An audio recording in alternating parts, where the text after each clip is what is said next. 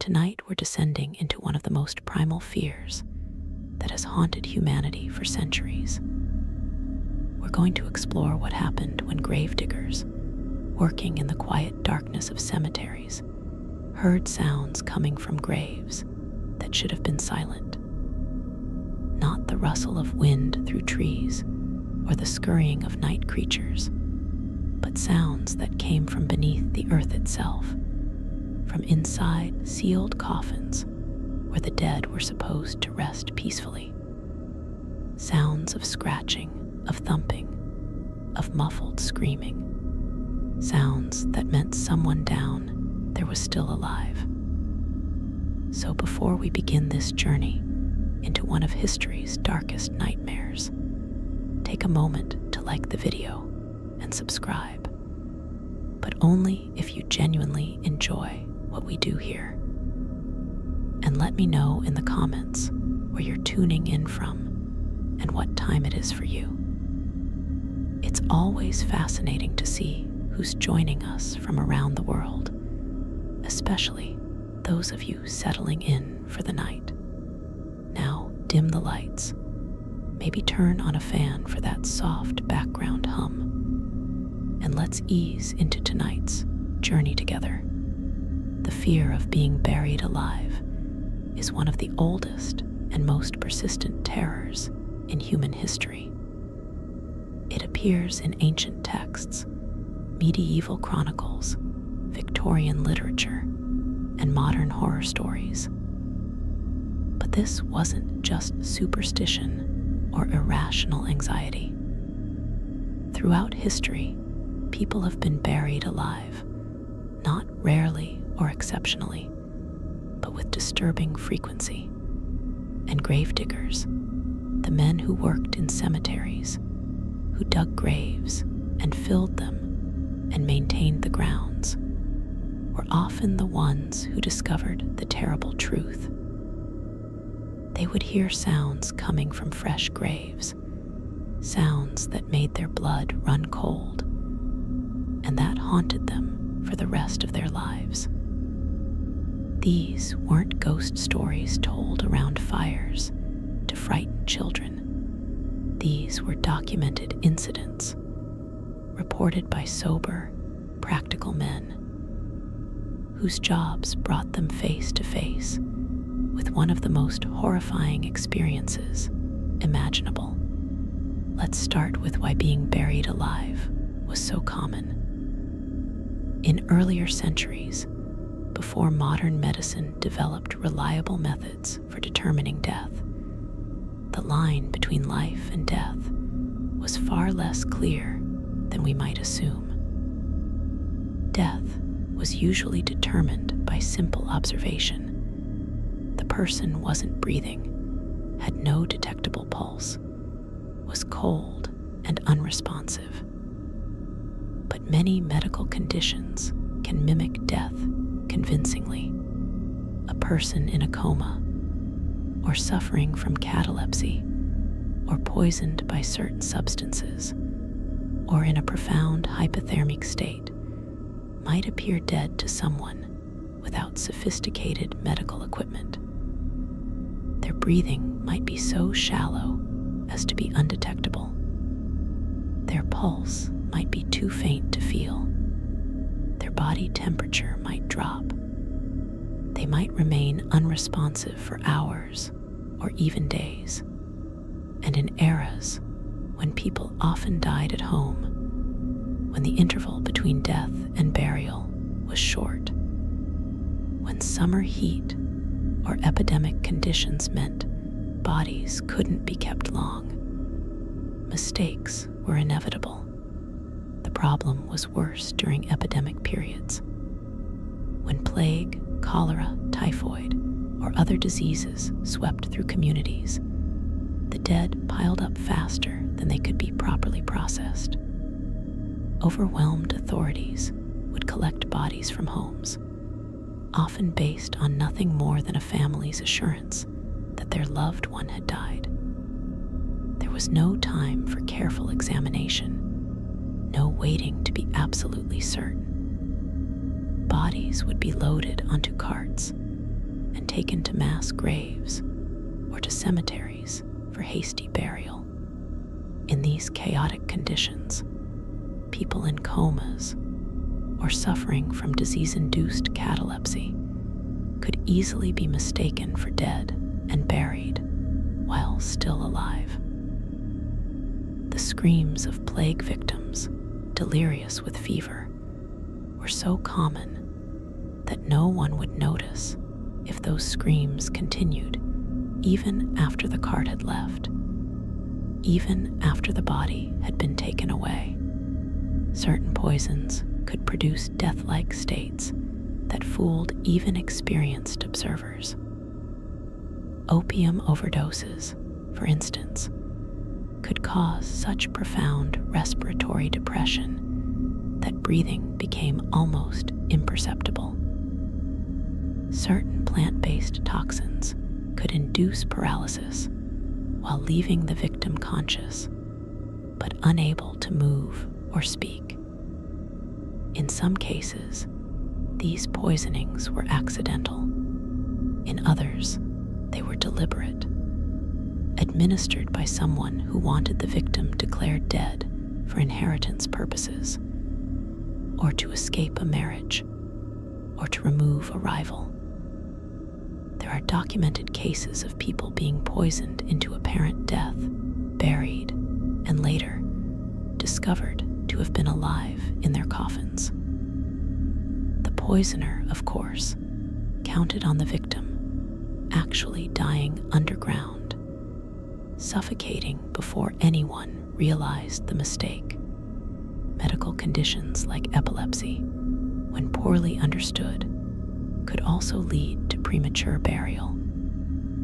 A person having a severe seizure might appear dead, especially if the seizure was followed by a long postictal period of unconsciousness. Witnesses, unfamiliar with the condition, would see violent convulsions followed by complete stillness and conclude that death had occurred.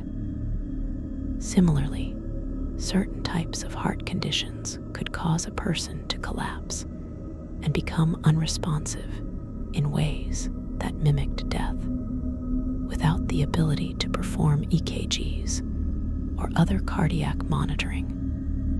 Doctors and family members had no reliable way to distinguish between actual death and a profound but temporary medical crisis.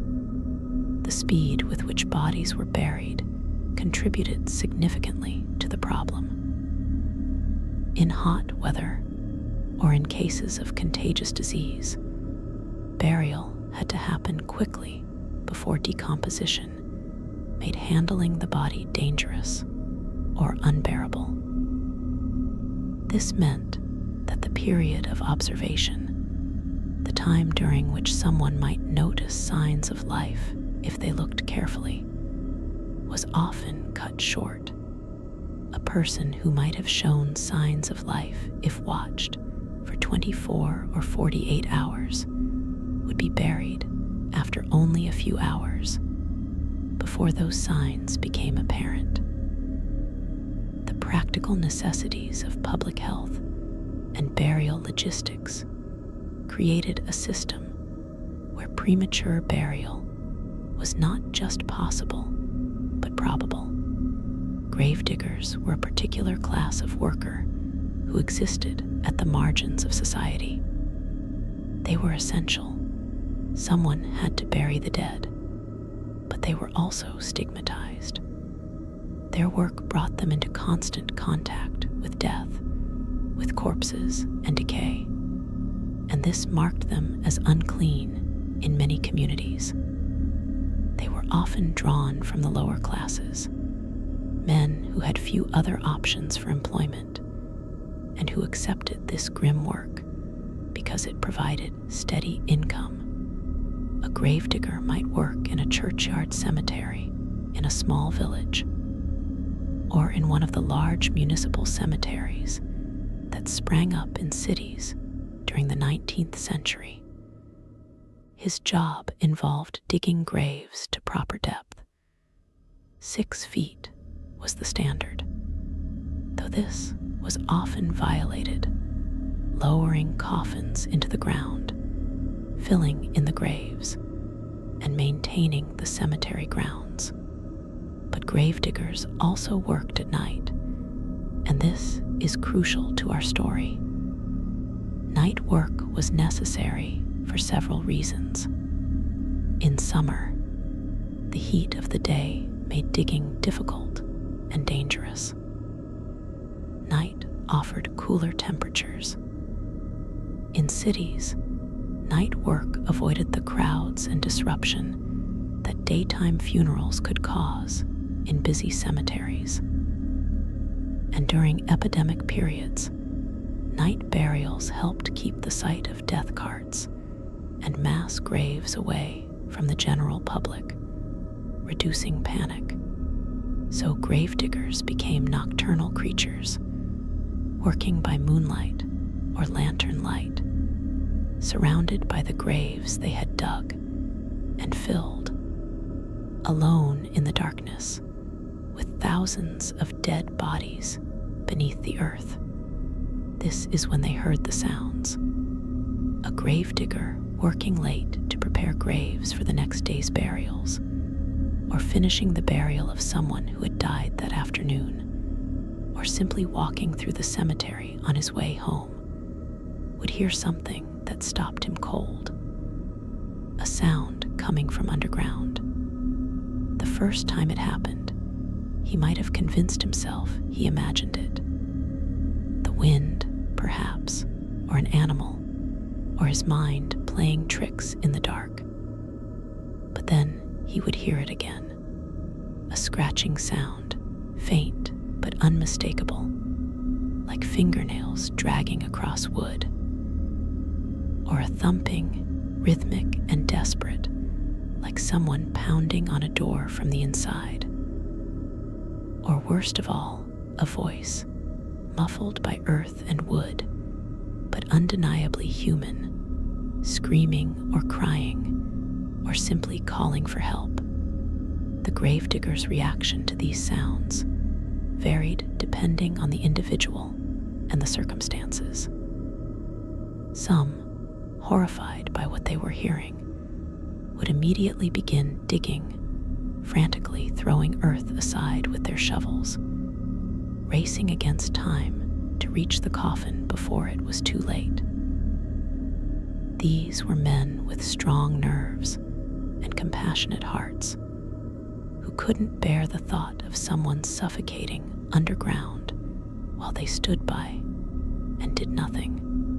They would dig until they hit the coffin, pry open the lid with their shovels or crowbars, and pull out the occupant, who might be dead by then from suffocation, or alive, but in a state of complete terror and trauma, or somewhere in between, still breathing but too weak to survive.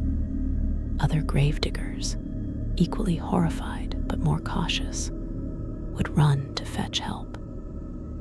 They would go to the cemetery keeper's house, or to the local priest, or to the family of the deceased, reporting what they had heard and asking for authorization to open the grave. This was the more legally correct approach, as opening a grave without permission could lead to accusations of grave robbery or body snatching, serious crimes in most jurisdictions. But it also wasted precious time. By the time the gravedigger returned with help and authorization, the sounds might have stopped. The digging would continue anyway, hope warring with dread. And when the coffin was finally opened, it was usually too late. The victim would be found dead, often in positions that told a terrible story.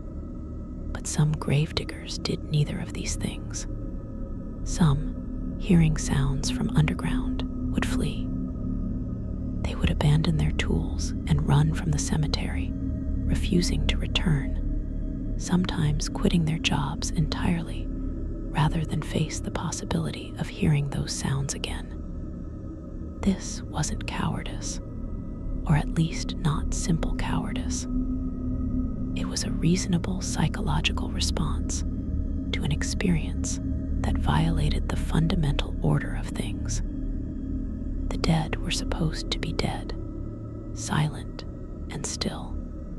Hearing them call out from beneath the earth was so profoundly wrong, so incompatible with how the world was supposed to work, that some men simply couldn't cope with it. They would rather give up their livelihood than confront that horror again. And then there were the gravediggers who heard the sounds, but did nothing. Not out of callousness, necessarily, though some were indeed callous, but out of a grim pragmatism. They understood that if someone was sealed in a coffin underground, buried under 6 feet of earth, the chances of rescuing them in time were vanishingly small. The amount of air in a coffin was limited.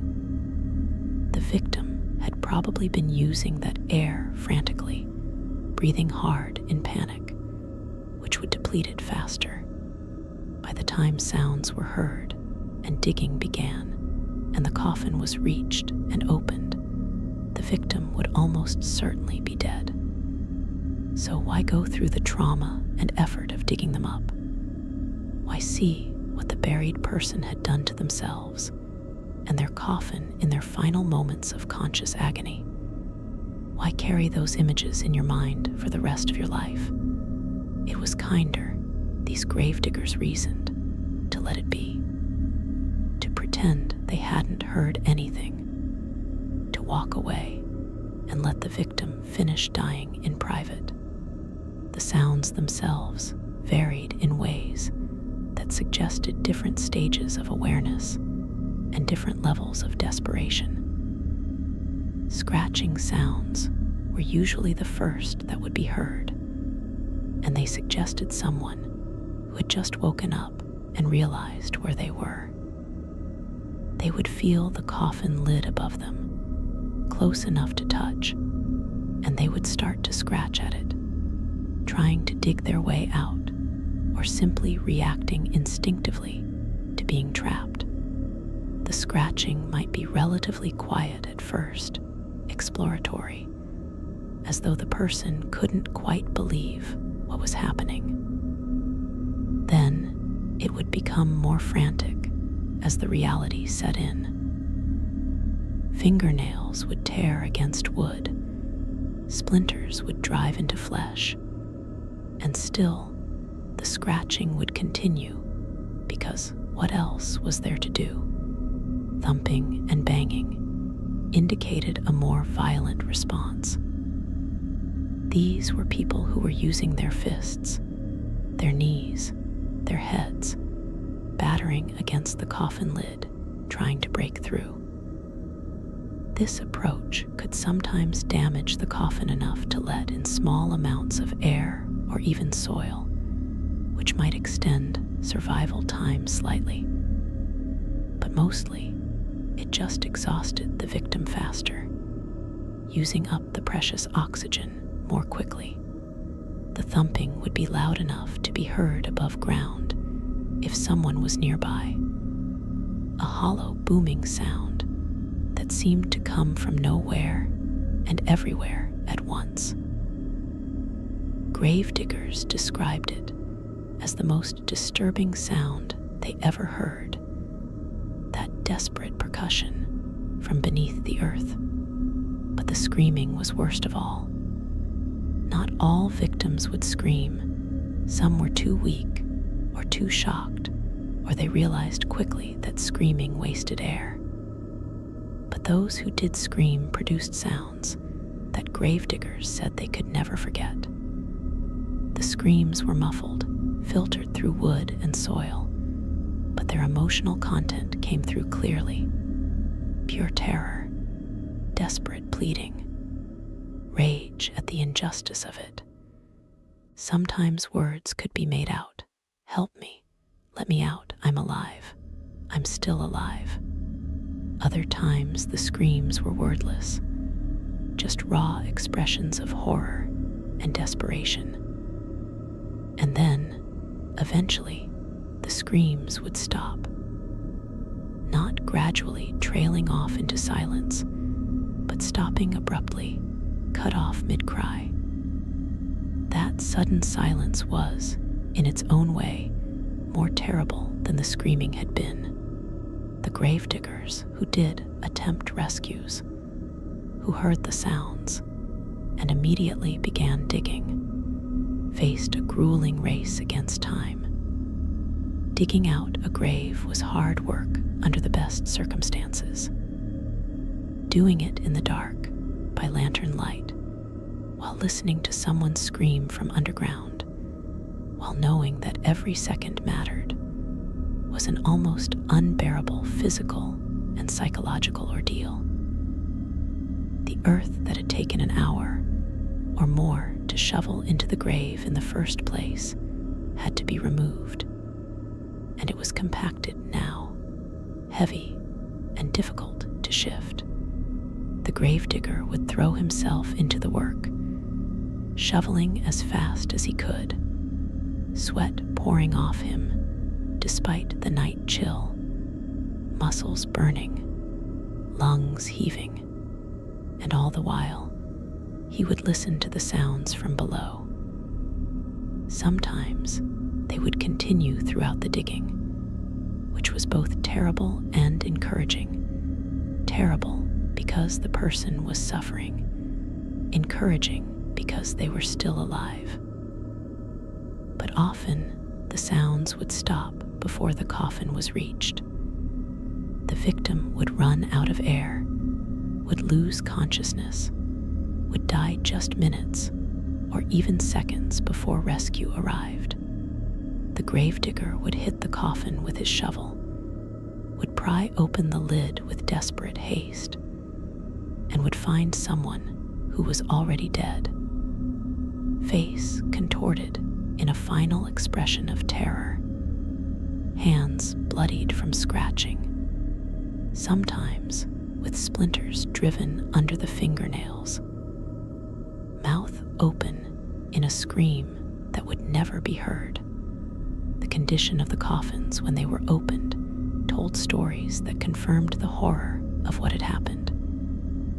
The inside of the coffin lid would bear scratch marks, deep grooves where fingernails had dragged across the wood again and again. Sometimes there would be blood smeared on the lid and sides of the coffin from torn fingernails and scraped knuckles.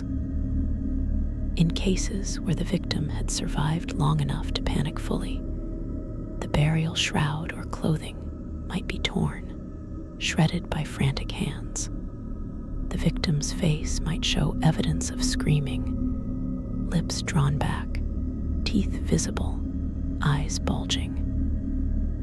And the position of the body was often wrong, contorted in ways that showed struggle, arms raised and bent as though pushing against the lid, legs drawn up, body twisted to the side. The most disturbing cases were those where the victim had survived long enough to take actions that suggested rational thought, even as they were dying.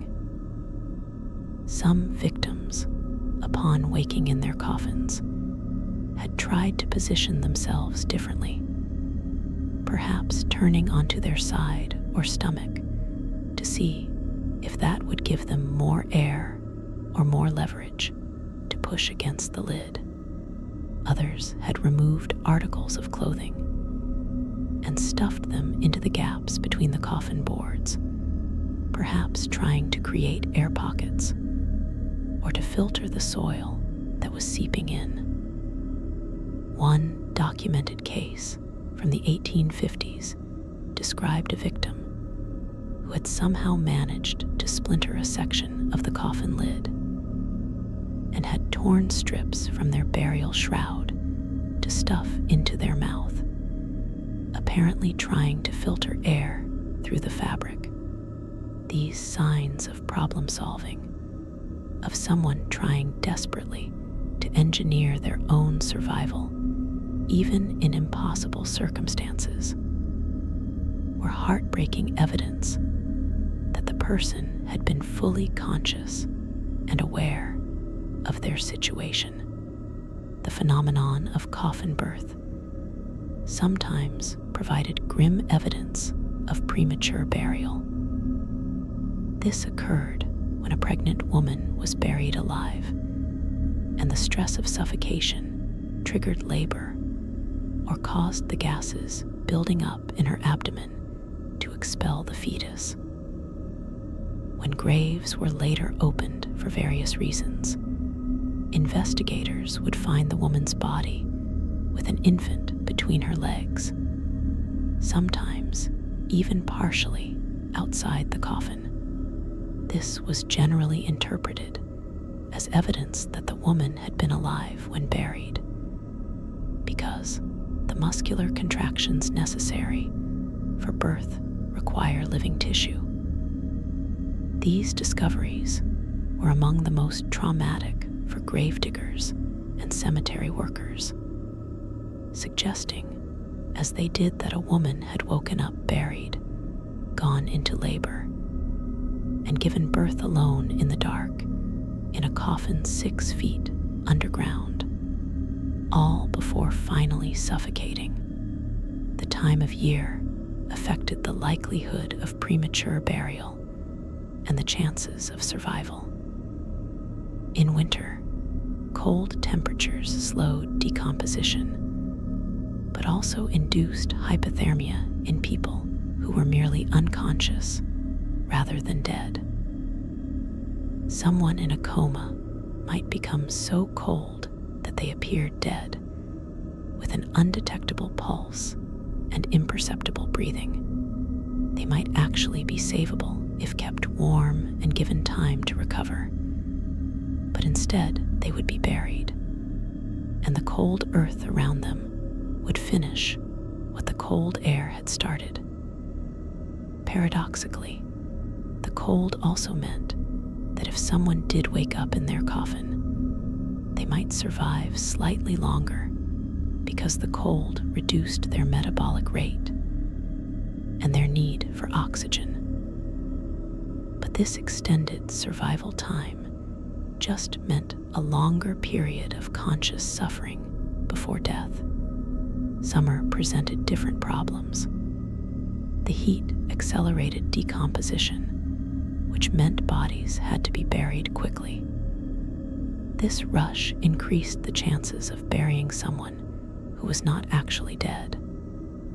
But summer also meant that coffins buried in warm soil became ovens, and anyone who woke up inside one would face not just suffocation, but extreme heat. The combination of panic, lack of oxygen, and heat stress would kill quickly. On the other hand, the warm weather meant that gravediggers were more likely to be working at night, when it was cooler, which increased the chances that they might hear sounds from a fresh grave. So summer was both more dangerous, increasing the risk of premature burial, and safer, increasing the chance of rescue if premature burial occurred. The type of coffin made an enormous difference to the experience of the buried person and to the likelihood that sounds would be heard above ground. Cheap coffins used for pauper burials were often thin pine boxes with gaps between the boards. These were terrible in many ways. They let in soil and water and insects, but they also let in small amounts of air, potentially extending survival time. And sounds could escape more easily through gaps in the boards. A person screaming in a cheap coffin might be heard above ground, even through 6 feet of earth. Expensive coffins, by contrast, were well made and tightly sealed, often lined with lead to prevent decomposition and contain odors. These were much better at their intended purpose, but they were also perfect death traps for anyone buried alive. No air got in, and no sound got out. A person could scream themselves hoarse in a lead-lined coffin and never be heard. The depth of the grave also mattered tremendously. The standard depth of 6 feet was established partly for sanitary reasons, to prevent animals from digging up bodies, and to keep decomposition far enough below the surface that it wouldn't contaminate water supplies. But 6 feet of earth is a very effective sound barrier. Soft sounds, scratching and light thumping, would be completely inaudible at the surface. Even loud sounds like screaming would be muffled almost beyond recognition. Only the most violent sounds, sustained pounding, and the loudest screams had any chance of being heard above ground. And even then, they would only be heard if someone happened to be nearby and paying attention. A gravedigger working in a different part of the cemetery, or simply walking too far away, would hear nothing. But not all graves were dug to the standard 6 feet. During epidemic periods, when graves had to be dug quickly and in large numbers, they were often shallow, sometimes only 3 or 4 feet deep. This was especially true in overcrowded urban cemeteries where space was limited and the soil was already saturated with previous burials. Shallow graves meant that sounds had a much better chance of being heard. It also meant that rescue, if attempted, could be accomplished much more quickly. But shallow graves also meant that animals could more easily smell the buried body and might start digging, which created its own set of horrors. A person buried alive in a shallow grave might be discovered by dogs or pigs or rats, who would dig down to the coffin and break through the wood, exposing the victim to a death even worse than suffocation. The accounts of gravediggers who heard sounds from graves and who successfully rescued people provide glimpses into what the experience was like for the victims.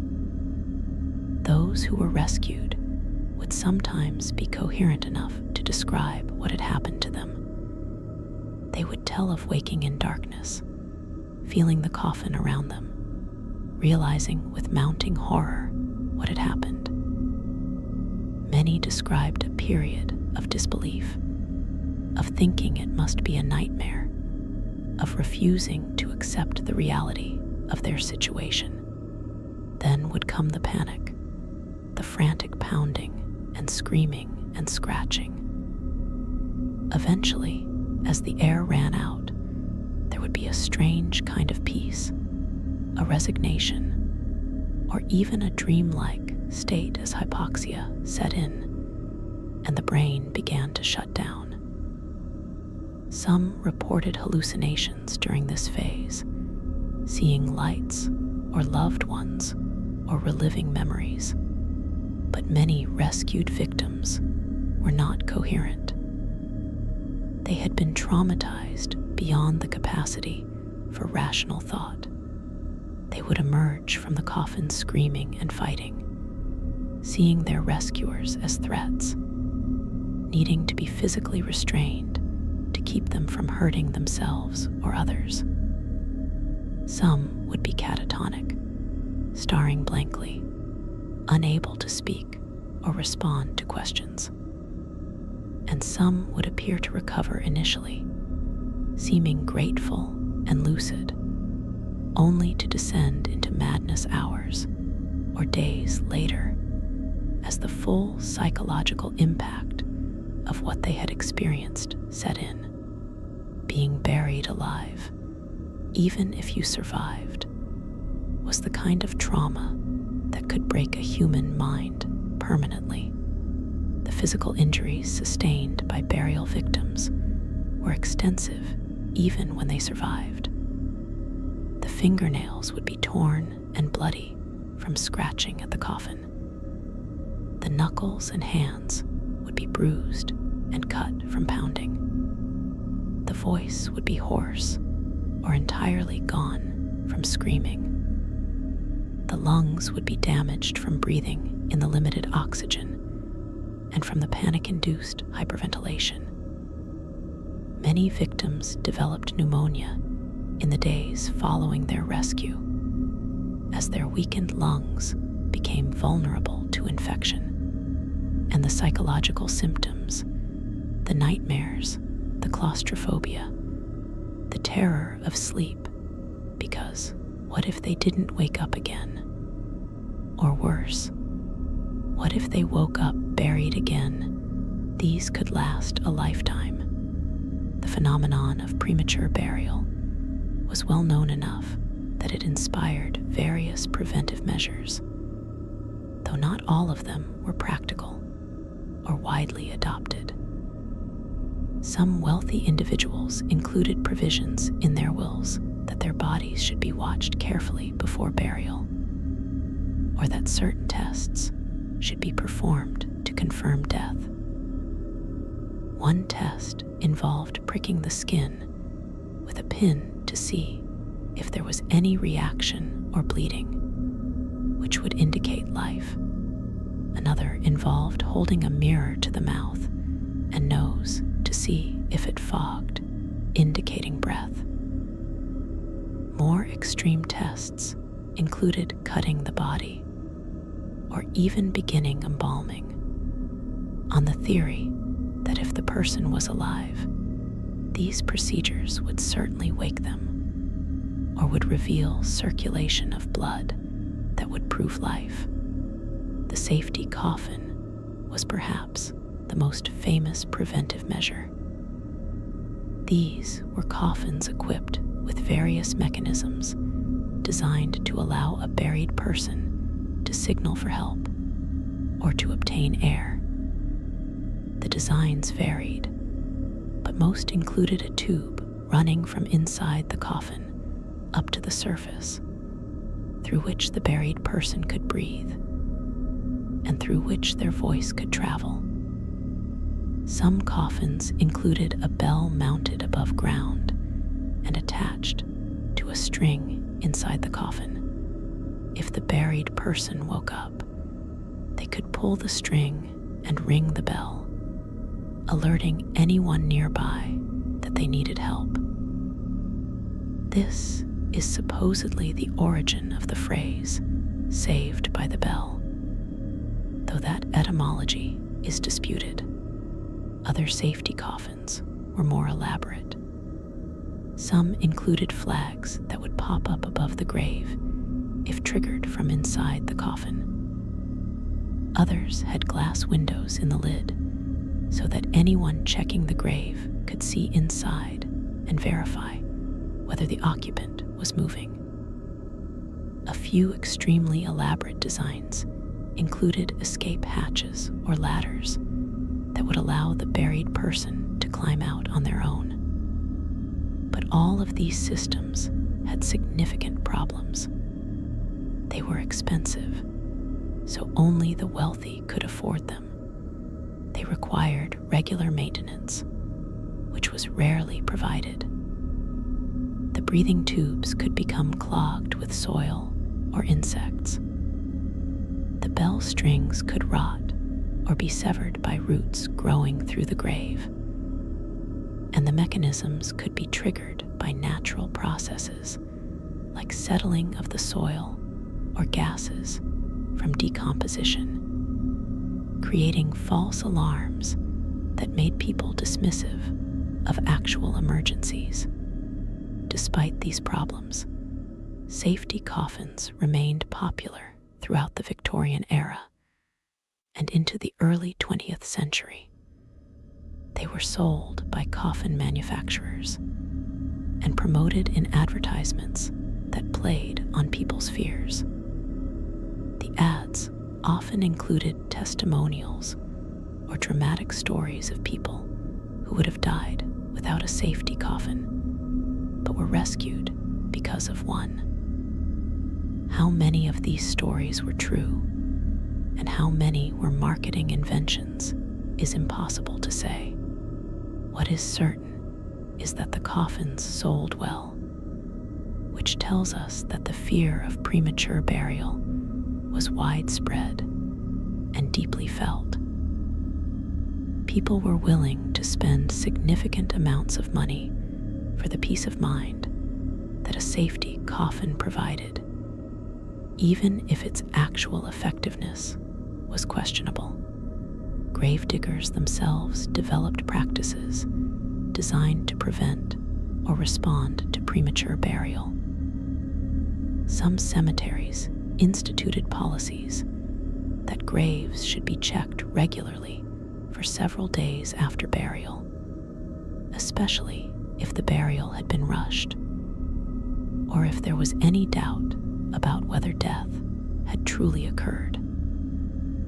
A gravedigger would walk through the cemetery at night, listening at fresh graves, alert for any sounds that might indicate life.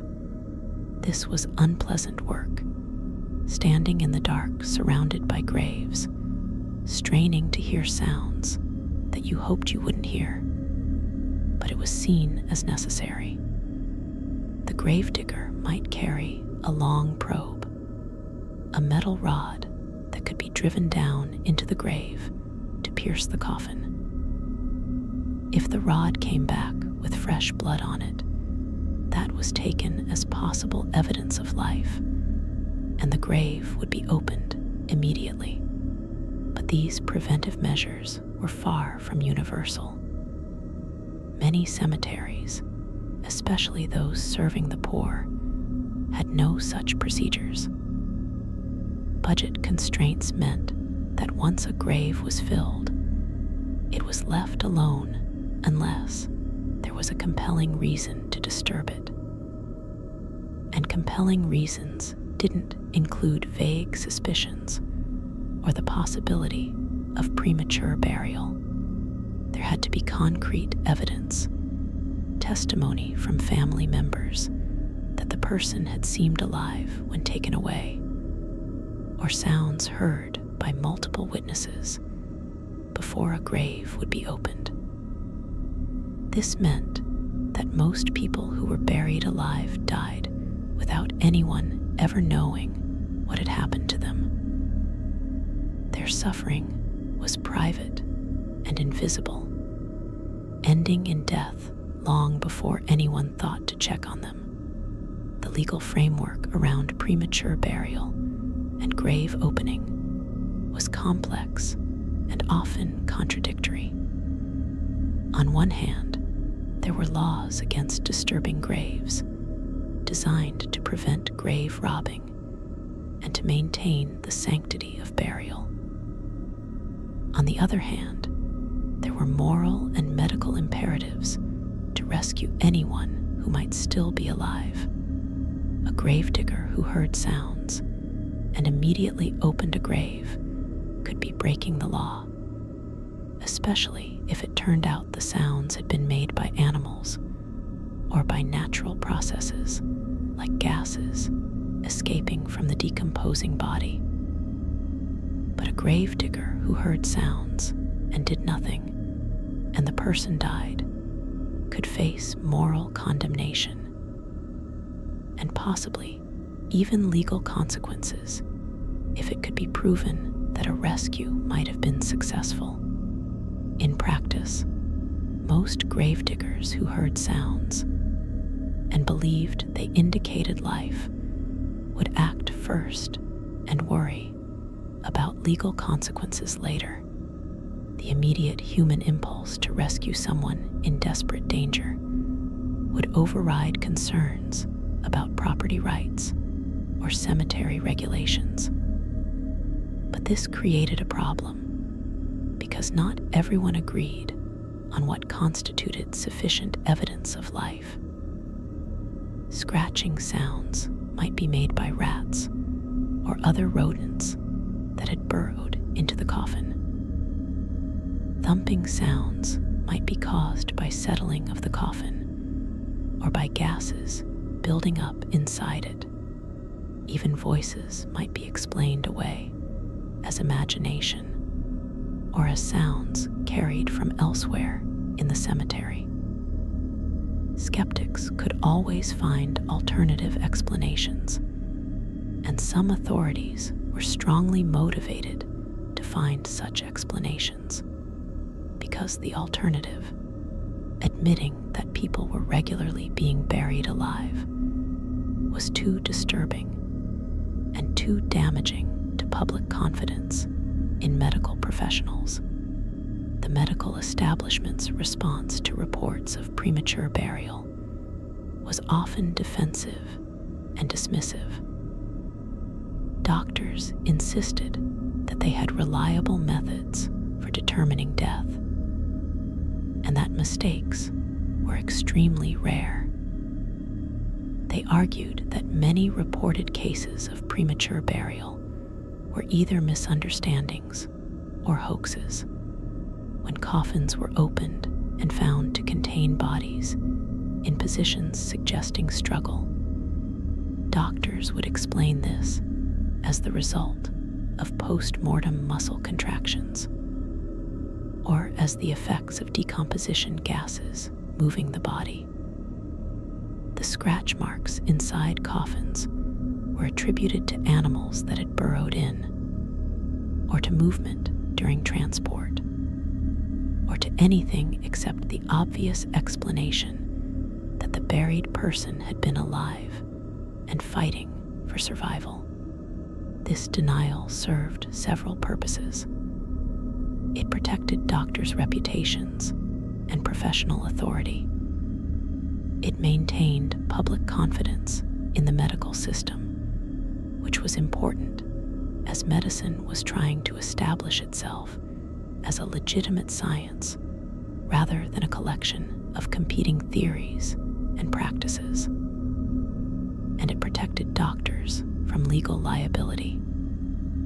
If premature burial was admitted to be common, families might sue doctors who had declared their loved ones dead when they weren't. The medical establishment had strong incentives to minimize the problem, to insist that any cases that did occur were exceptional and unavoidable, not the result of medical incompetence or inadequate death verification procedures. But the gravediggers knew better. They knew because they had heard the sounds. They had opened the coffins. They had seen the evidence. And among themselves, in conversations that were rarely recorded or made public, they would share stories of the times they had heard something from underground. These stories would be told in quiet voices, usually late at night, often over drinks that helped dull the memory, if not erase it. Other workers would listen, some skeptical, others nodding in recognition, because they had heard similar sounds themselves. And through these oral traditions, the knowledge of premature burial was preserved and passed down, even as official sources denied or minimized it.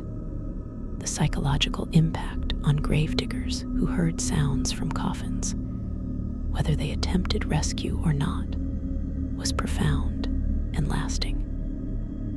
Many developed what we would now recognize as post-traumatic stress. They would have nightmares about being buried alive themselves, would wake in the night gasping for air, convinced they were trapped underground. They would develop phobias about enclosed spaces, unable to tolerate being in small rooms or in crowds where they felt pressed in on all sides. Some developed obsessive behaviors around death, insisting that their own bodies be kept above ground for days after their deaths, or demanding to be cremated, or leaving instructions that their coffins should be fitted with bells or escape mechanisms. The sounds themselves would echo in these men's minds for years or decades after the incidents. They would hear scratching in the night and be transported back to that moment in the cemetery when they first realized what they were hearing. The sound of someone knocking on a door would make them freeze, remembering the thumping from underground. A distant scream, even a child playing or a woman laughing, could trigger powerful memories and emotional reactions. These were not weak men. They were accustomed to hard work, to handling dead bodies, to the grim realities of their profession. But hearing proof that someone had been buried alive, had woken in their coffin and realized their fate, was something that went beyond normal professional stress and entered the realm of genuine psychological trauma. Some gravediggers became vocal advocates for reform, speaking publicly about what they had witnessed and calling for better death verification procedures. They would testify at inquests when graves were opened and bodies found in suspicious conditions. They would write letters to newspapers describing their experiences. Some even wrote books or pamphlets about premature burial, trying to educate the public about the danger and to pressure the medical establishment into taking the problem seriously. These men faced ridicule and dismissal from authorities, but they persisted because they felt a moral obligation to speak for those who had died in coffins. Unable to make their own voices heard, others went in the opposite direction, becoming fatalistic and detached. They would continue their work, but would harden themselves emotionally, refusing to think too deeply about what they heard or saw. If sounds came from a grave, they would convince themselves it was animals or imagination. If a coffin showed evidence of struggle, they would accept whatever explanation was offered by authorities. This emotional numbing was a survival strategy, a way to continue working in an environment where the truth was too disturbing to confront on a daily basis. But it came at a cost. These men would often become isolated and withdrawn, unable to form close relationships, drinking heavily, dying young from the accumulated stress, and from the various health hazards of their occupation. The impact on families when their loved ones were discovered to have been buried alive was devastating in ways that are difficult to fully convey. To lose someone to death is painful enough, but to discover that they didn't die peacefully, that they woke up in their coffin and suffered terribly before finally dying, added layers of grief and trauma that could destroy families. Parents who learned that their child had been buried alive would be haunted by thoughts of their child's final moments, of their terror and pain, and the desperate hope that someone would save them. Spouses would be consumed by guilt, wondering if they should have waited longer before allowing burial, if they should have noticed some sign of life that they missed, and the anger would be immense. Anger at the doctor who declared death when the person was still alive.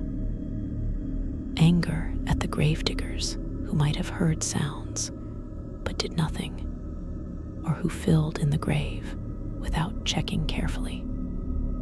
Anger at a system that allowed such horror to occur. Some families would channel this anger into legal action, suing doctors or seeking criminal charges. But these cases were difficult to prove and rarely successful.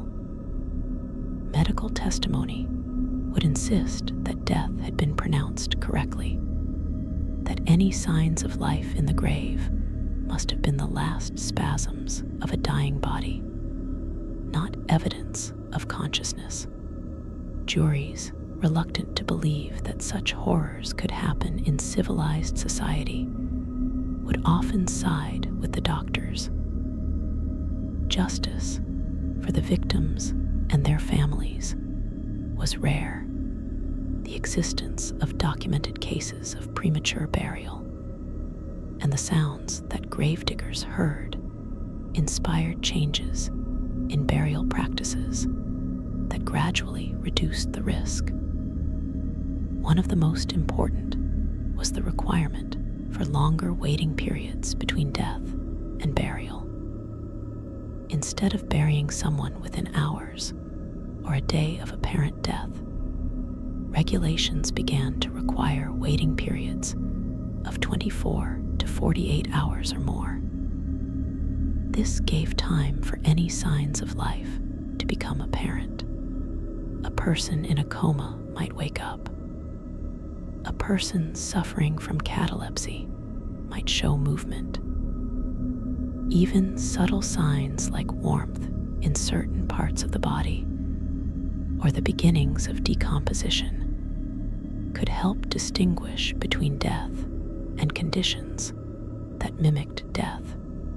Embalming became more common as the 19th century progressed, and while its primary purpose was preserving the body for viewing and preventing the spread of disease, it had an important secondary effect. It made premature burial nearly impossible. The embalming process involved draining the blood from the body and replacing it with preservative chemicals. No one could survive this procedure, so as embalming became standard practice, especially for middle and upper class burials, the risk of being buried alive decreased significantly. But embalming was expensive and not available to everyone. The poor continued to be buried without embalming, which meant they continued to be at risk of premature burial well into the 20th century. The development of more reliable methods for determining death was another crucial change. The invention of the stethoscope allowed doctors to listen more carefully for heartbeats, detecting even faint cardiac activity that might have been missed by simply feeling for a pulse.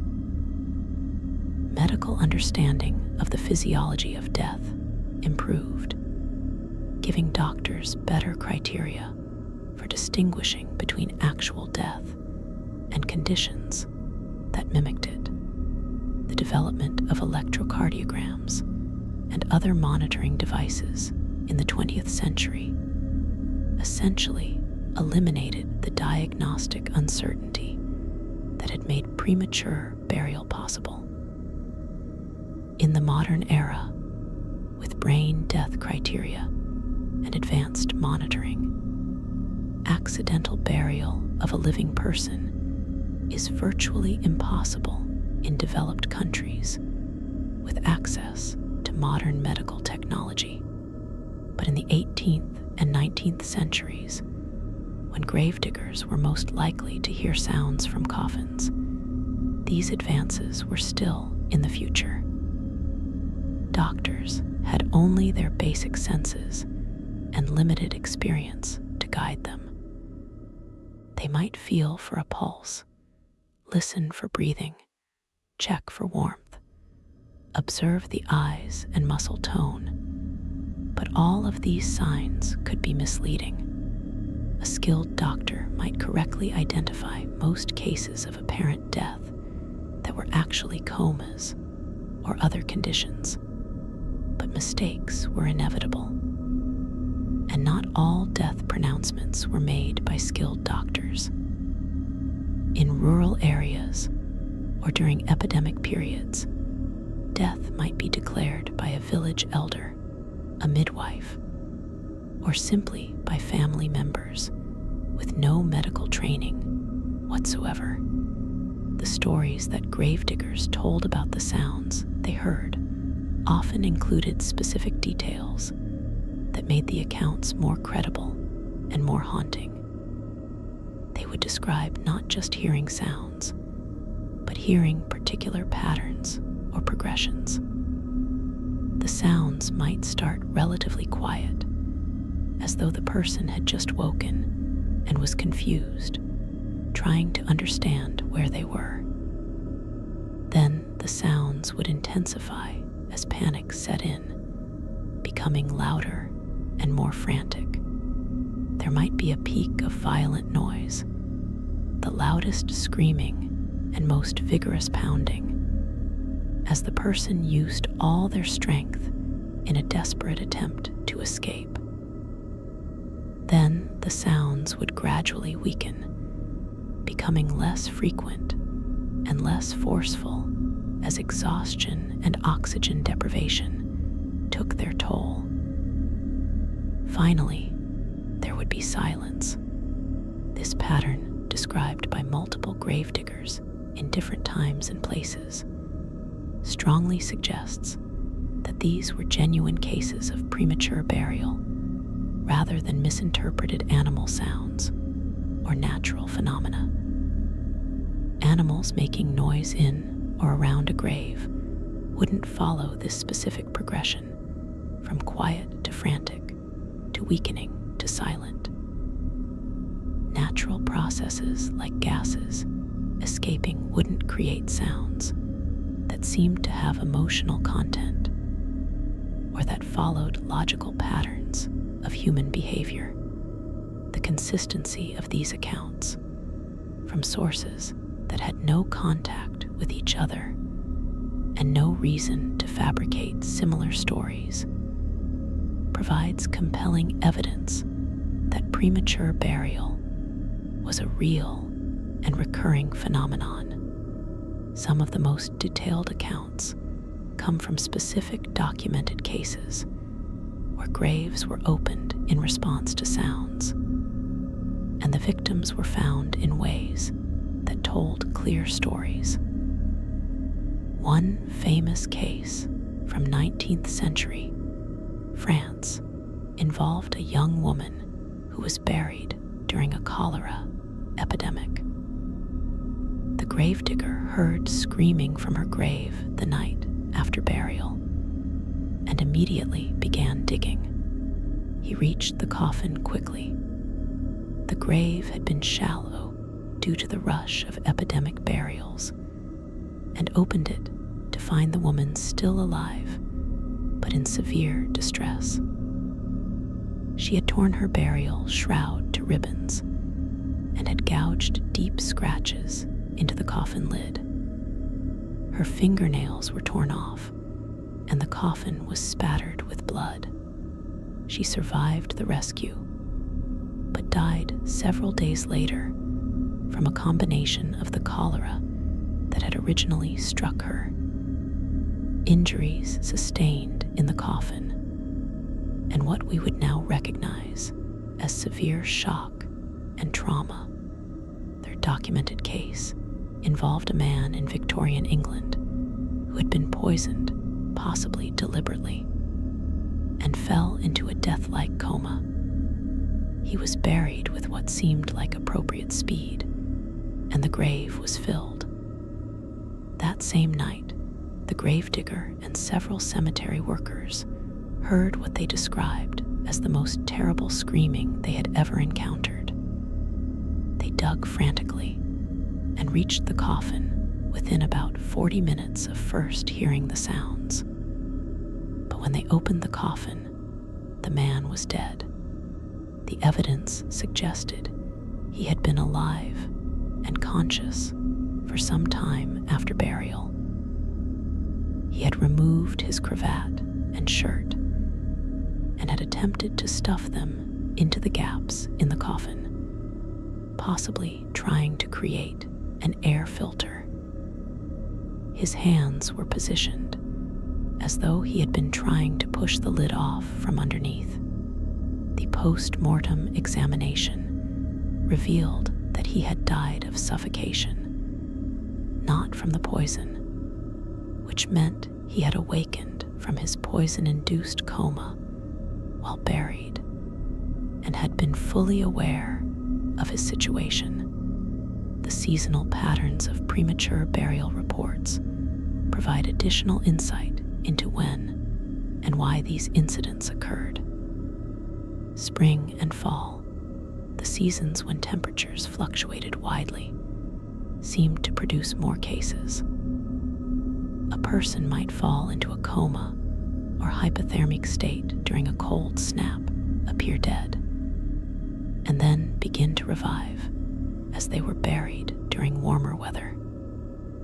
Summer, as mentioned earlier, produced cases related to hasty burial to avoid decomposition in the heat. Winter produced cases where extreme cold induced death-like states.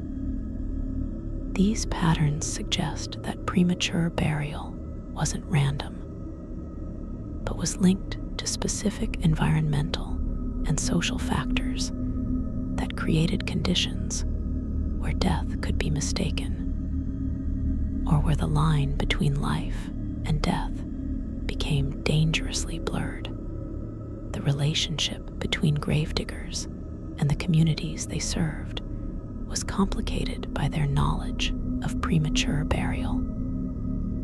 On one hand, they were essential workers who performed necessary services. On the other hand, they knew terrible secrets that most people didn't want to confront. A gravedigger who talked too openly about hearing sounds from graves might find himself shunned or disbelieved. People didn't want to think that their deceased relatives might have suffered that way. They certainly didn't want to imagine it happening to themselves. So gravediggers often kept quiet in public, sharing their experiences only with other cemetery workers who would understand and believe them. This created a culture of silence around premature burial, where the people who knew the most about it spoke about it the least. The nighttime cemetery, where gravediggers heard these sounds, was itself a place of particular atmosphere and psychology. In the dark, with only moonlight or lantern light to see by, surrounded by graves and monuments, the cemetery became an alien landscape. Shadows moved in ways that suggested presence. Sounds carried strangely, seeming to come from multiple directions at once, or from no direction at all. The gravedigger would be alone, or perhaps with one other worker, in a space populated by thousands of dead bodies. The psychological stress of working in such an environment was considerable, even without the possibility of hearing sounds from underground. When sounds did occur, they would hit with particular force because the environment already had the gravedigger on edge, primed to interpret anything unusual as threatening or supernatural. And some gravediggers did interpret the sounds supernaturally, despite the obvious natural explanation. A man who heard screaming from underground might conclude that he was hearing ghosts or demons, rather than accepting that someone had been buried alive. This supernatural interpretation was psychologically protective in some ways. Ghosts were frightening, but they were part of the expected landscape of a cemetery. The dead speaking from their graves was horrible but comprehensible within a worldview that included spirits and hauntings.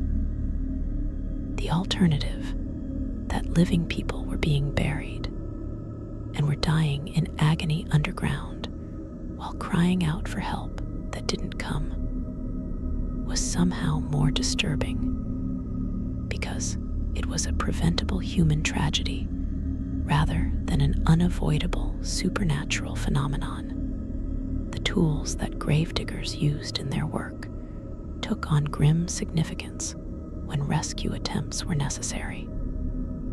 The shovel, the primary tool for both digging graves and filling them, became an instrument of desperate salvation. A gravedigger hearing sounds from underground would seize his shovel and dig with an urgency that transformed the familiar tool into an extension of his will to save a life.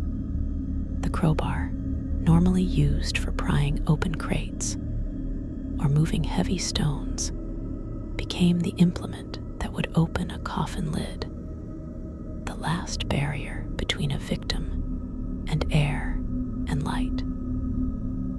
These tools, which in daily work were mundane objects, became charged with life or death significance in moments of crisis.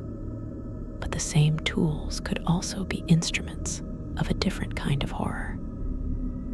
A gravedigger who heard sounds but decided not to investigate, who convinced himself that he was imagining things or that rescue was impossible, would continue using those tools to fill in graves, to smooth earth over coffins, to place stones and markers.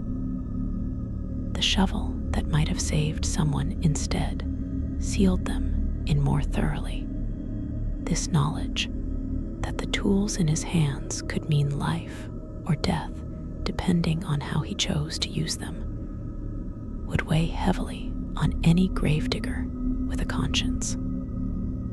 Some managed to compartmentalize, to separate the work from the emotions. Others were crushed by the weight of responsibility and the knowledge of times when they might have saved someone but didn't. The economic realities of cemetery work also played a role in how premature burial incidents were handled. Gravediggers were generally poorly paid. They had no job security and could be dismissed at any time. A gravedigger who opened graves on his own initiative, who acted on sounds he heard without waiting for authorization from cemetery officials or family members, was taking a significant risk. If the grave turned out to contain someone who was definitively dead, if the sounds were explained away as natural phenomena or imagination, the gravedigger could be fired for destroying cemetery property or disturbing the peace of the dead. He might even face legal consequences for grave tampering. This created a terrible calculus where a gravedigger had to weigh the possibility of saving a life against the certainty of losing his livelihood if he was wrong. Some cemeteries, aware of these issues, developed official policies for responding to suspected cases of premature burial. A gravedigger who heard sounds was to report immediately to the cemetery keeper or supervisor. The supervisor would then assess the situation, possibly listening at the grave themselves, before deciding whether to authorize opening it. If the decision was made to open the grave, it would be done with proper procedures and witnesses, creating a clear record that this was an official action taken for legitimate reasons. These policies were better than nothing, but they introduced delays that could be fatal. The time it took to fetch the supervisor, convince them that the sounds were real, and assemble witnesses might be time that a buried person didn't have. The invention of photography in the mid-19th century created new forms of evidence for premature burial, though in disturbing ways. When graves were opened and bodies found in suspicious positions, photographs might be taken to document the scene. These photographs, which occasionally survive in medical archives and historical collections, are deeply unsettling to view. They show bodies contorted in ways that suggest struggle, faces frozen in expressions of terror or agony, hands positioned as though they had been pushing or clawing at something. The coffin interiors show damage, scratches, and gouges, and sometimes bloodstains. These images provided undeniable visual proof of what had happened, though authorities often tried to suppress them to avoid public panic. The testimonies of people who were rescued from premature burial, the survivors who could actually describe what the experience was like, provide the most direct evidence of this phenomenon. These accounts, documented in medical journals, newspapers, and personal memoirs, share common elements despite coming from different individuals in different contexts. Almost all describe a moment of waking in darkness, of reaching up and touching the coffin lid just inches from their face, of realizing with mounting horror what had happened. Most describe an initial period of disbelief, a conviction that this must be a nightmare or a mistake that would surely be corrected. Then comes the panic, the screaming and pounding and desperate attempts to escape. Eventually, as air runs out and strength fails, there's a strange period of calm or semi-consciousness where the person might experience visions or memories or simply drift in a hypoxic haze. One survivor described the experience as being in stages. First, denial, this isn't real, this can't be happening. Second, bargaining, if I'm calm, if I don't panic, I can make the air last longer. Someone will realize the mistake and dig me up. Third, rage, screaming, attacking the coffin, trying through sheer force of will to break free. Fourth, despair, the understanding that no help is coming, that this is how you'll die. And finally, a strange peace, whether from oxygen deprivation or psychological protection, where the immediate terror fades and is replaced by something almost meditative. The survivor who described these stages had been buried for approximately 3 hours before being rescued by a gravedigger who heard his weakening attempts to signal. He said the most terrifying part wasn't the physical experience, but the progression through these psychological stages, the loss of hope measured in clearly defined emotional shifts, the victims of premature burial who were not rescued, who died in their coffins, and were only discovered later when graves were opened for other reasons, left their own testimonies in the physical evidence they left behind. Medical examiners who studied these cases noted consistent patterns. The burial shroud or clothing would often be torn or displaced, suggesting frantic movement. The victim's hair might be clutched in their own hands, apparently pulled out during extreme distress. The inside of the coffin would show damage that could only have been caused by the occupant.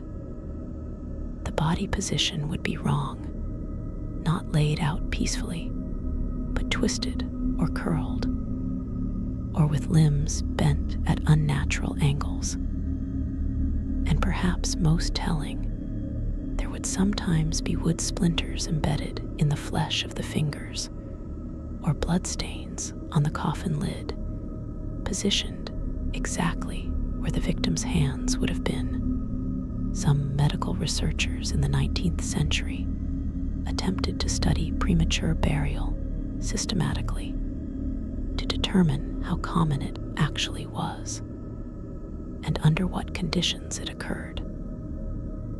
One researcher in Germany examined hundreds of graves during cemetery relocations, looking for evidence of premature burial. He found a disturbing number of cases where bodies showed signs of having been alive after burial. The percentage varied depending on the historical period and the population being studied, but in some samples, it was as high as 1 or 2% of all burials. If accurate, this would mean that in a cemetery of 1,000 graves, 10 to 20 might contain victims of premature burial. The researchers' findings were controversial and disputed by other medical authorities, but they were supported by the physical evidence he documented and photographed. The cultural impact of premature burial, and particularly of the accounts from gravediggers about sounds they heard, was significant. The fear of being buried alive became a major theme in 19th century literature, appearing in stories by Edgar Allan Poe, Wilkie Collins, and many other writers. Poe's story, The Premature Burial, captures the obsessive quality of this fear, describing a narrator so terrified of being buried alive that he takes elaborate precautions and can barely function. While this is fiction, it reflects genuine anxieties that many people felt. The popularity of these stories both fed on and reinforced the public's awareness of premature burial as a real danger. People read these tales and then lay awake at night wondering if it could happen to them, imagining what it would feel like to wake in a coffin with earth pressing down above. Gothic horror in general drew heavily on the imagery and fear of premature burial. The idea of being trapped underground, unable to escape, unable to make oneself heard, slowly suffocating in darkness, hit on multiple primal fears at once. Fear of enclosed spaces, fear of suffocation, fear of being helpless, fear of death itself. When these fears were combined with the knowledge that this actually happened, that it wasn't just imaginary horror, but a documented phenomenon that real people experienced, it created a powerful cultural anxiety. Victorian society, despite its veneer of rationality and progress, was deeply troubled by the thought that modern medicine couldn't reliably distinguish the dead from the merely deeply unconscious. The legal cases that arose from premature burial incidents created precedents that affected burial law in many jurisdictions. When families sued doctors for wrongful burial, or when gravediggers faced charges for opening graves without authorization, courts had to grapple with difficult questions. What constituted adequate verification of death? What responsibility did doctors have to ensure that the people they declared dead were actually dead? What authority did cemetery workers have to act on their own judgment when they believed someone was buried alive? The legal answers varied, but generally, they moved in the direction of more caution, longer waiting periods, more thorough examinations, and clearer authorization for emergency exhumations when there was evidence of life. The emotional and psychological complexity of the gravedigger's position deserves more exploration. Imagine being in that situation. It's the middle of the night, you're alone in a cemetery, and you hear sounds coming from a grave you filled yesterday. What do you do? The obvious answer is to dig immediately, to try to save whoever is down there. But the reality was more complicated. You might not be certain what you're hearing. It might be an animal, or the wind, or your imagination. If you open the grave and you're wrong, you could lose your job. Even if you're right, even if there is someone alive down there, they might be dead by the time you reach them. And then you've opened a grave for nothing. You're exhausted from a long day's work. You don't have good tools for night digging. You're alone and can't lift a coffin by yourself, even if you reach it. All of these practical considerations would run through your mind in the seconds after hearing the sounds. And underneath them would be the emotional turmoil, fear of what you might find, horror at what the person must be experiencing, guilt about the possibility that you filled the grave yourself just hours ago, potentially burying someone alive. The weight of that decision, to dig or not to dig, would be enormous. And the gravediggers who made the decision to dig, who committed themselves to that desperate race against time, showed a kind of moral courage that deserves recognition. They acted in the face of uncertainty, personal risk, and genuine horror to try to save a life. Many failed, reaching the coffin too late, but they tried. That has to count for something. The sensory experience of being a gravedigger who heard these sounds deserves consideration as well. Sound behaves strangely underground and in open spaces at night.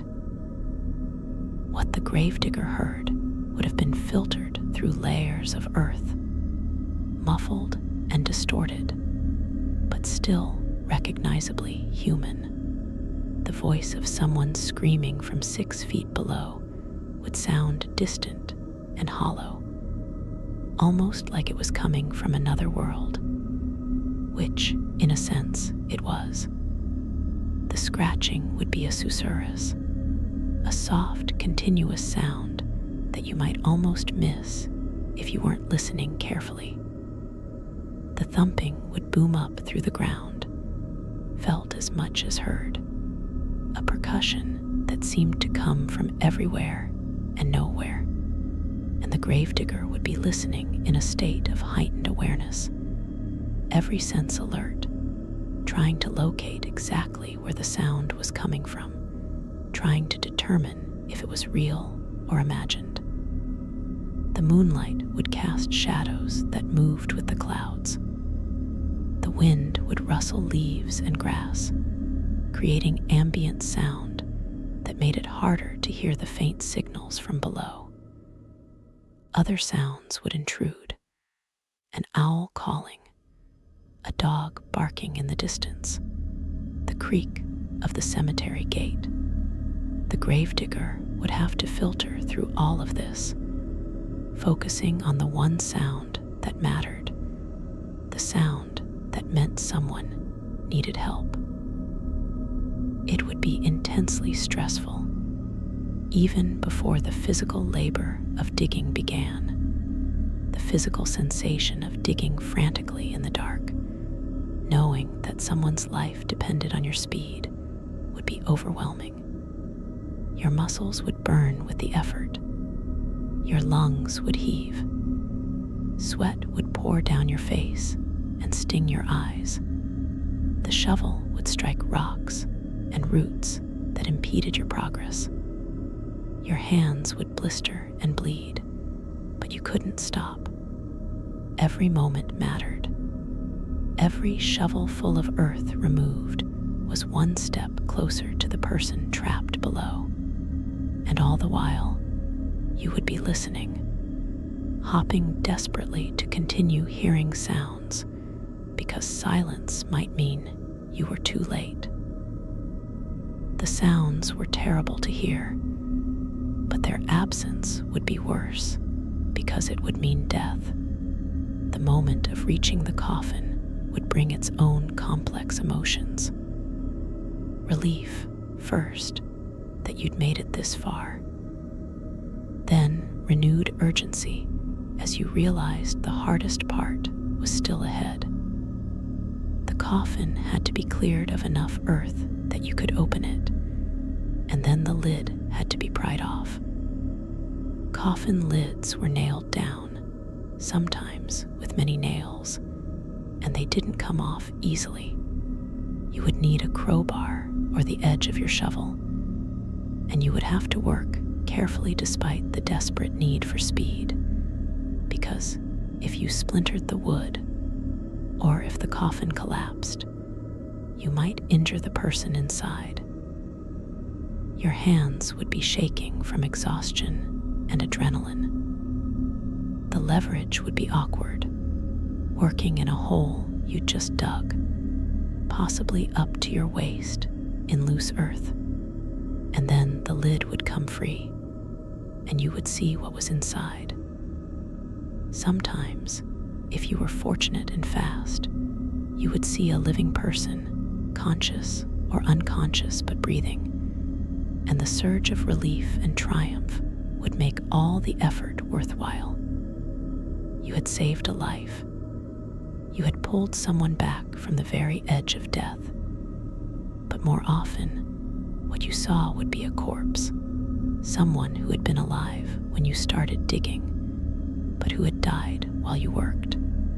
The evidence of their final moments would be visible on their body and in the coffin, and you would understand that you had been racing against death and had lost. This moment, looking down at someone you were just minutes too late to save, would be devastating. You would wonder if you could have dug faster, if you should have started sooner, if there was anything you could have done differently. The aftermath of a successful rescue, when the buried person was pulled out alive, would be chaotic and intense. The survivor would likely be in medical crisis, suffering from oxygen deprivation, extreme shock, and possibly physical injuries from their struggles in the coffin. They might be unconscious or delirious or violent in their panic. Getting them out of the grave would require careful handling, carrying them to safety, summoning medical help, keeping them warm and calm. All of this would fall on the gravedigger who had just exhausted himself digging. And then would come the questions from doctors, from family, from authorities. How did you hear them? How long between when you first heard sounds and when you opened the coffin? What condition were they in? The gravedigger would have to relive the experience through testimony, documenting what had happened for official records. But the aftermath of an unsuccessful rescue, finding someone dead in their coffin, would be different, and in some ways worse. There would still be questions and investigations, but now there would also be accusations. Why didn't you dig faster?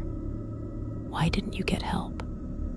How do we know you didn't imagine the sounds? The evidence in the coffin, the scratch marks and the blood, and the disturbed burial clothes would support the gravedigger's account.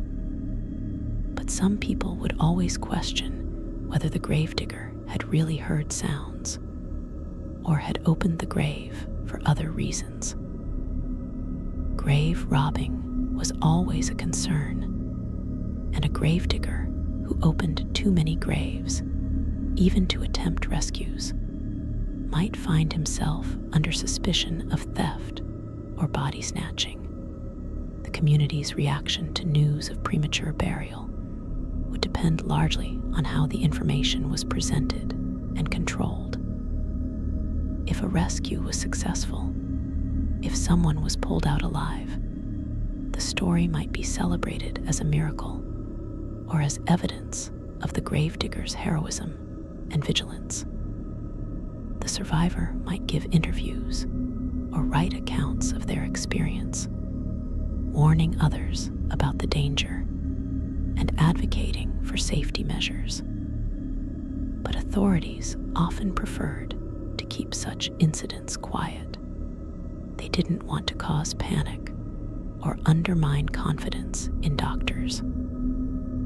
So news of premature burial would be suppressed when possible, dismissed as exceptional cases, or explained away with alternative theories that made the problem seem less serious than it actually was.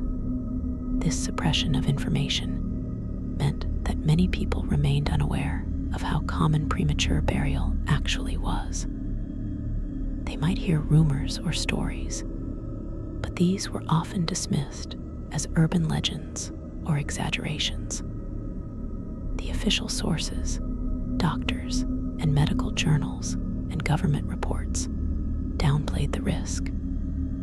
So most people didn't take precautions, didn't insist on longer waiting periods before burial, didn't purchase safety coffins, or leave instructions for verification of death.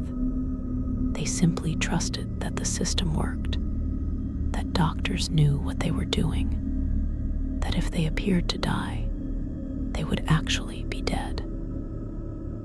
This trust was misplaced often enough that premature burial remained a genuine risk throughout the 18th and 19th centuries. The gravediggers themselves, through their oral traditions and shared experiences, maintained a more accurate understanding of the risk. They knew how often sounds were heard from graves. They knew how many times coffins opened for legitimate reasons showed evidence that the occupant had been alive after burial. They knew which doctors were careful and which were hasty in pronouncing death. They knew which families were powerful enough to demand investigation if there were any doubts, and which families would simply accept whatever they were told. This insider knowledge made gravediggers valuable sources of information for anyone who wanted to understand the reality of premature burial. But it also made them uncomfortable witnesses to a problem that society preferred to deny: the evolution of cemetery design and practice over the 19th and early 20th centuries reflected growing awareness of premature burial and other burial-related problems. Cemeteries moved away from churchyards and into dedicated burial grounds on the edges of towns and cities. These new cemeteries were designed with better drainage, proper spacing between graves, and organized record-keeping that made it easier to locate specific graves if they needed to be opened. Some cemeteries built mortuary chapels where bodies could be held before burial, allowing for longer observation periods. A few experimental cemeteries even included monitoring systems, bells or flags connected to newly buried coffins, though these were rarely maintained properly and often failed to work when needed. The professionalization of funeral services also played a role in reducing premature burial. As undertakers became more established and regulated, as funeral homes replaced home preparation of bodies, the verification of death became more standardized. Undertakers had economic and legal incentives to ensure that the people they buried were actually dead. A mistake would destroy their reputation and business, so they developed procedures, waiting periods, checks and double checks that reduced the risk. It wasn't perfect, and mistakes still occurred, but the overall rate of premature burial declined as funeral practices became more professional and more regulated. The psychological legacy of premature burial extended far beyond those directly affected by it. The fear entered the collective consciousness of European and American culture and remained there even as the actual risk declined. People who had never heard sounds from graves, who had no direct experience with premature burial, still feared it. This fear influenced how they thought about death and burial. It affected their funeral arrangements and their wills. Some people left elaborate instructions designed to prevent premature burial. Their bodies were to be kept above ground for a week, or their hearts were to be pierced, or their heads were to be cut off. These instructions sound macabre, but they reflected a very real terror of waking up underground. The phenomenon of premature burial also raised philosophical questions about the nature of death itself. If someone could appear dead, but still be alive, if the line between life and death was so unclear that trained doctors could mistake one for the other, then what exactly was death? The traditional definition, the cessation of breath and heartbeat, was clearly inadequate. But what should replace it? This question wouldn't be fully answered until the 20th century, with the development of brain death criteria and advanced medical monitoring. But in the 18th and 19th centuries, it was a genuine epistemological crisis. How could you know that someone was dead? What constituted sufficient evidence? And who had the authority to make that determination? The stories of sounds from graves, of gravediggers hearing screams and scratching from underground, forced confrontation with mortality in its most visceral form. Death wasn't peaceful or dignified in these stories. It was terrifying and unjust. The victims hadn't died from disease or age or accident in the normal course of things. They had been killed by mistake, suffocated in darkness, because someone had made an error or been too hasty.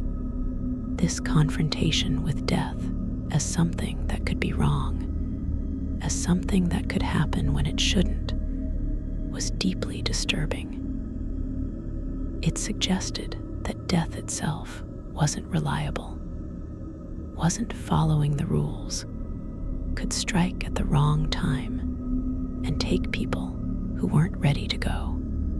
For the gravediggers who heard these sounds and who knew what they meant, this knowledge was a burden that shaped their entire worldview.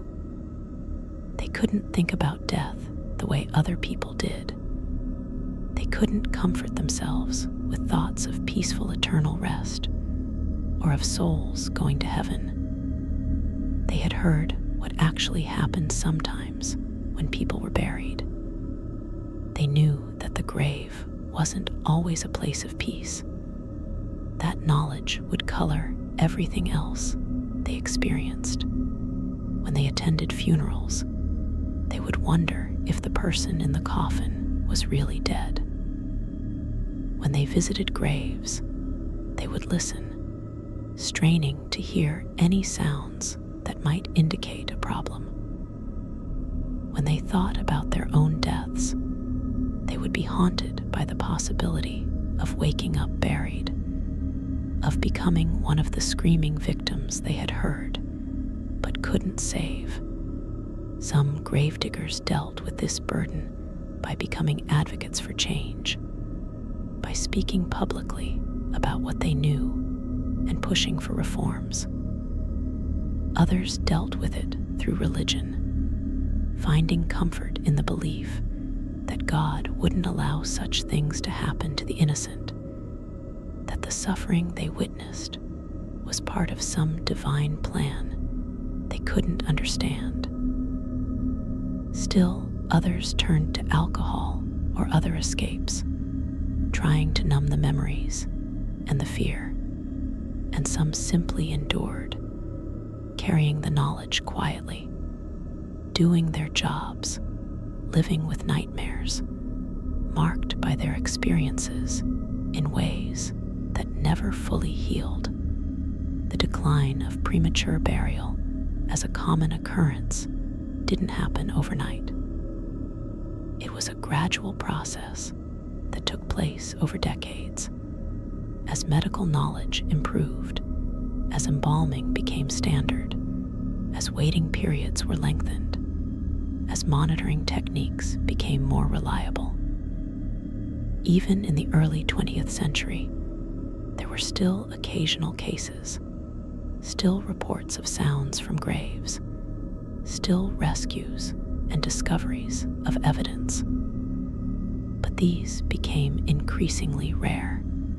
By the mid-20th century, in developed countries with access to modern medicine, premature burial had essentially become impossible. The fear remained in the cultural consciousness, preserved in stories and films and nightmares, but the actual phenomenon had been eliminated through better science and practice. Yet the question remains: how many people were buried alive throughout history? How many woke in their coffins, screamed and scratched and pounded, and died without anyone hearing them? We know about the cases where gravediggers heard sounds, where rescues were attempted, where evidence was discovered. But for every case that was documented, how many went unnoticed? How many graves were too deep for sounds to be heard? How many victims were buried when no one was nearby? How many gravediggers heard sounds, but convinced themselves they were imagining things, or decided that rescue was impossible, or were simply too afraid to investigate? The true number will never be known, but it was certainly far higher than the documented cases suggest. One estimate from a 19th century medical researcher suggested that perhaps 2% of all burials were premature, meaning the person was alive at the time of burial, even if they died shortly after. In a major city cemetery with thousands of burials per year, that would mean dozens of people buried alive annually.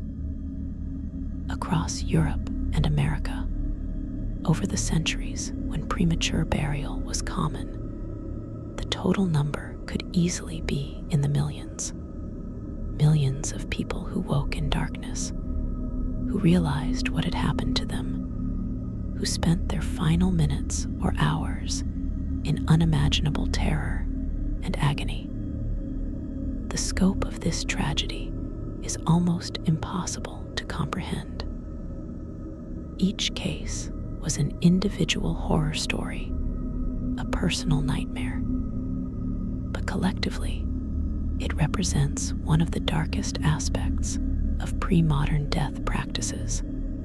The gravediggers who heard sounds from coffins were witnesses to this tragedy. They stood at the boundary between life and death, literally and figuratively, and they heard the voices of those who had fallen on the wrong side of that boundary too soon. Some of them tried to help, digging frantically in desperate rescue attempts. Some stood frozen, unable to process what they were hearing. Some ran away, fleeing from a horror they couldn't face. And some did nothing, deciding either that rescue was impossible, or that it wasn't their responsibility, or that the sounds were just their imagination. We can't judge these men too harshly. They were placed in impossible situations, facing decisions that no one should have to make, dealing with experiences that would traumatize anyone. What we can do is remember what they heard. Remember that premature burial was real, that it happened to thousands or millions of people, that it caused immense suffering. Remember that behind every ghost story about sounds from graves, there might be a kernel of truth, a real incident that was later embellished and transformed into folklore. Remember that the horror of waking in a coffin was not just imaginary fear, but actual experience for far too many people. This remembrance serves several purposes. It honors the victims whose suffering was often hidden or denied. It acknowledges the experiences of the gravediggers who witnessed and tried to respond to this horror. And it reminds us to be grateful for modern medicine and burial practices that have essentially eliminated this particular nightmare from the realm of possibility. The sounds that gravediggers heard, those screams and scratches, and desperate thumping from underground, echo through history. They echo in the stories that were passed down, in the documents that were preserved, in the reforms that were implemented to prevent future occurrences. They echo in our continuing cultural anxiety about premature burial, visible in movies and books, and in the half-joking requests people sometimes make that their bodies be cremated, or that their coffins be equipped with phones, or that they be kept above ground for extended periods. The fear hasn't entirely died, even though the actual risk has been eliminated in the modern world. That persistent fear is perhaps the longest-lasting legacy of all those people who woke in their coffins and called for help that didn't come in time. The gravediggers themselves are mostly forgotten now. The names of individual workers who attempted rescues, who saved lives or tried to save them, are lost to history in most cases. We have their testimonies recorded in medical journals and newspaper accounts and coroner's reports, but usually without names attached, or with only first names or surnames, with no other identifying information. These men who did difficult and stigmatized work, who faced horrors that most people never had to confront, deserve to be remembered. They were ordinary workers, not heroes or saints, just men trying to do their jobs and trying to do the right thing when confronted with extraordinary situations. But their ordinariness is part of what makes their stories compelling. They remind us that moral courage and human compassion can exist in the most unlikely places, in the darkest circumstances. As we near the end of this exploration, it's worth considering what premature burial tells us about human vulnerability and about the limitations of knowledge and technology. For most of history, humans didn't have reliable ways to determine whether someone was truly dead. This seems almost incomprehensible now in an age of advanced medical monitoring, but it was simply a fact of life. Best medical minds of their eras couldn't always distinguish between death and conditions that mimicked death. This limitation had terrible consequences, including premature burial, but it also reveals something about the nature of progress. We've solved this problem now, but there are certainly other problems, other gaps in our knowledge, other limitations of our technology that future generations will look back on with the same horror and disbelief that we feel when contemplating premature burial. The experience of the gravediggers, hearing sounds from coffins, and having to decide whether and how to respond, also tells us something about moral responsibility and about the weight of knowledge. These men knew something that most people didn't know or didn't want to acknowledge. They knew that the dead weren't always dead, that the grave wasn't always the end, that mistakes happened, and that some of those mistakes were correctable if someone acted quickly enough. This knowledge placed a burden on them. When they heard sounds from underground, they had to make a choice. They couldn't pretend they hadn't heard. They couldn't claim ignorance. They had to either act or consciously choose not to act, and either choice came with consequences that they would have to live with. This moral situation, being confronted with knowledge that demands action, being placed in a position where an action is itself a choice with ethical weight, is not unique to gravediggers in the 18th and 19th centuries. We face similar situations today in different contexts. When we become aware of suffering or injustice, when we have the ability to help, but helping would be difficult or costly or risky, we face the same essential choice that gravediggers faced when they heard sounds from graves. Do we act despite the difficulties? Or do we convince ourselves that action is impossible, or that someone else will handle it, or that we might be mistaken about what we're perceiving? The gravediggers' experiences offer no easy answers to these questions, but they do remind us that moral choices are often made in difficult circumstances, and that we are defined at least in part by how we respond when confronted with others' suffering. The sounds from coffins have stopped now. Modern death certification, embalming practices, and medical monitoring mean that premature burial is essentially impossible in the developed world. The gravediggers who work in cemeteries today don't hear screams from underground. They don't face the terrible decision of whether to dig frantically to rescue someone. The particular horror that their predecessors faced has been eliminated, consigned to history and to horror stories. This is genuine progress, a real reduction in human suffering, and we should acknowledge and appreciate it. The nightmares of the past don't have to be the nightmares of the present. Problems can be solved. Horrors can be prevented.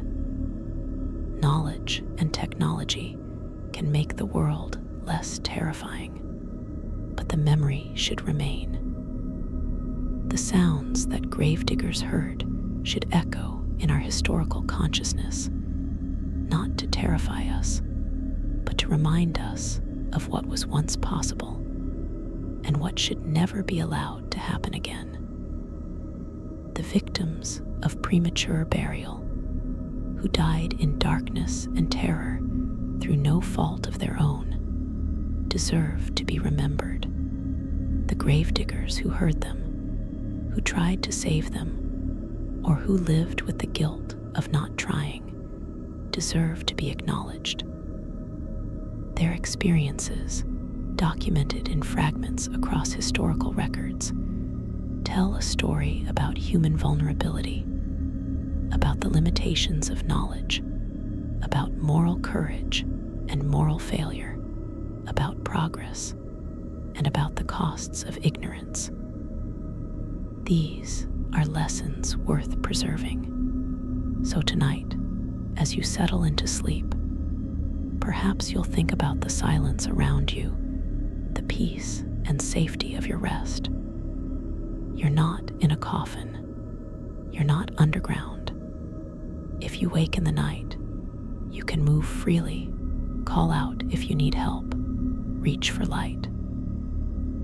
These simple certainties, these basic conditions of your existence, were not certainties for people in earlier eras. They faced real risks that we no longer face, and among those risks was the possibility of waking up buried alive, of becoming one of those voices crying out from underground, hopping desperately that someone would hear and help. The gravediggers heard, not always in time, not always with the ability to save, but they heard, they witnessed, they carried that knowledge, and some of them acted on it. And because of their experiences and the reforms their testimonies helped inspire, the sounds from coffins eventually stopped. Rest peacefully tonight, knowing that you live in a time when this particular nightmare has been vanquished. But remember, too, that progress requires vigilance, that solved problems can recur if we're not careful, that knowledge can be lost if it's not preserved and passed down. The gravediggers who heard sounds from coffins are gone now, but their stories remain as testimony and as warning. Death comes for all of us eventually, but it should come at the right time when we're actually dead, not when someone has made a terrible mistake. That much, at least, we've learned. That much, at least, we can guarantee now in ways that previous generations couldn't. Sleep well, secure in that knowledge, and grateful for the progress that makes such security possible. Good night.